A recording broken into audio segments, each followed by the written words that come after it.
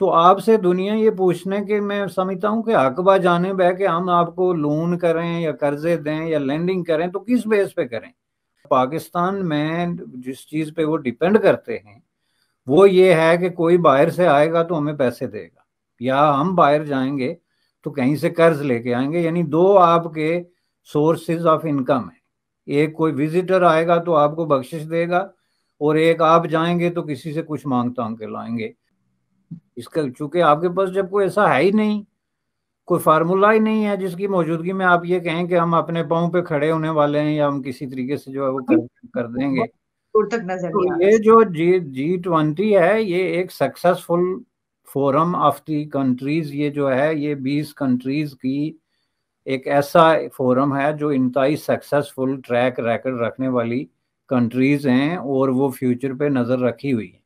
Prime minister Modi G20 की leadership जो है उसको कैसे इस्तेमाल करेंगे। नमस्कार, जय हिंद। डेली खबर स्पेशल आप सभी का स्वागत करता है अपने इस प्रोग्राम क्या कहता है पाकिस्तान में।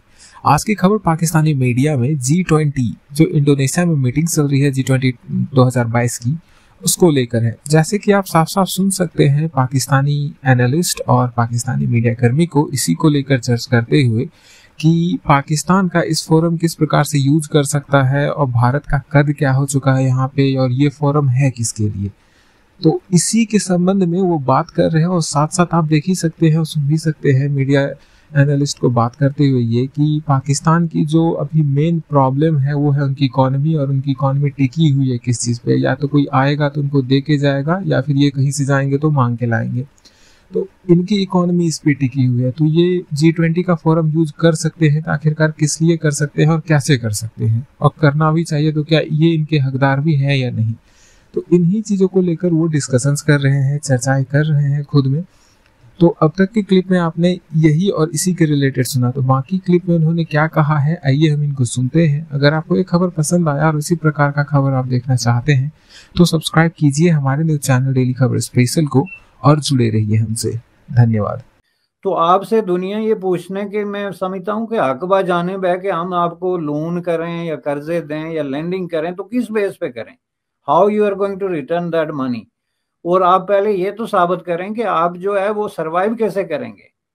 इस वक्त तक आप देखें पाकिस्तान के किसी भी काबिल जिक्र सेक्टर में कहीं पे कोई ऐसा मंसूबा जेर गौर नहीं है जो पाकिस्तान के वाइटल और फंडामेंटल मसाइल हैं, मसलन गुर्बत है, बेरोजगारी है, बदहाली है, नाइंसाफी है, ये जो कुछ हो रहा है इसका कोई जवाब पेश करती हो कि चलें जी हम ये इंडस्ट्री इंट्रोड्यूस करा रहे हैं, ये आईटी सेक्टर जो है वो लेके आ रहे हैं, ये इंटरनेशनल इन्वेस्टमेंट के लिए रास्ता खोल रहे हैं। बल्कि उल्टे वो जो इकदाम कर रहे हैं काउंटर प्रोडक्टिव और डेलिबरेटली डिस्ट्रक्टिव हैं। फॉर एग्जांपल यही जो वजीर खजाना है, इन्होंने ऐलान किया कि जी वो हम सूद से पाक मैशियत जो है वो पाकिस्तान में इंट्रोड्यूस कराने वाले हैं, वो जो उन्होंने कहा कि सुप्रीम कोर्ट में अपील के हवाले से। तो ये जब आपकी मेंटालिटी हो तो इसका मतलब ये है कि आपने एक लूजर किस्म का पोस्चर जो है उसको अपना मुकद्दर समझ लिया है, और अब उसमें किसी तरह की कोई गुंजाइश नहीं है तब्दीली की। अच्छा वैसे सब, लास्ट क्वेश्चन मैं आपसे जानूंगी, अगर हम इसको सारी सिचुएशन को सम अप करें तो क्या आप समझते हैं कि इस बड़ी अहम मीटिंग के बाद G20 में और जो अब और भी मीटिंग्स होंगी, इन सब के बाद हम ये कह सकते हैं कि ना सिर्फ ये कि जो ताइवान का मामला है उस रीजन में, उस मसले पर, बल्कि इस खित्ते में भी चाइना और इंडिया का जो मामला है, तो अमन रहेगा और हालात बेहतर की तरफ जाएं, खराबी की तरफ जाने के बजाय। क्या इससे ये उम्मीद रखी जा सकती है? देखें जी, बिल्कुल इससे ये उम्मीद नहीं, बल्कि ये और ज़्यादा जो है इससे उम्मीद पैदा होती है। आप ये देखें ना कि ये जो कॉन्फ्लिक्ट हैं, ताइवान चाइना कॉन्फ्लिक्ट है या इंडिया चाइना कॉन्फ्लिक्ट है, दोनों इंटेंसिफाई हुए हैं रिसेंट ईयर्स में, लेकिन दोनों ने उसको फर्दर जो है वो रेगुलेट किया है, जो रेड लाइन खींचने की बातें की हैं।